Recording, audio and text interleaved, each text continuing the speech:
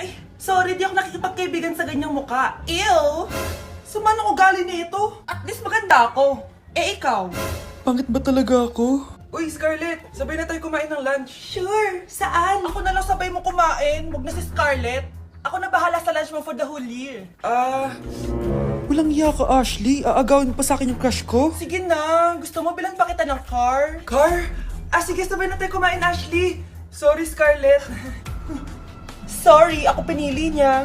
Eat well sa'yo, Bes, payag ka ba nun? Inagawan ka ni Ashley? Ano bang magagawa ko, Bes? Kailangan ko maging blooming. Hay naku, madali lang isagot dyan. Try mo tong Garnier Vitamin C Serum. OMG, ang fresh na ni Scarlett. Ano kayang ginawa niya? Paano siya naging fresh? Hindi pwede to. Oh, ano ka ngayon, Ashley? Mas fresh na si Scarlett kesa sa'yo.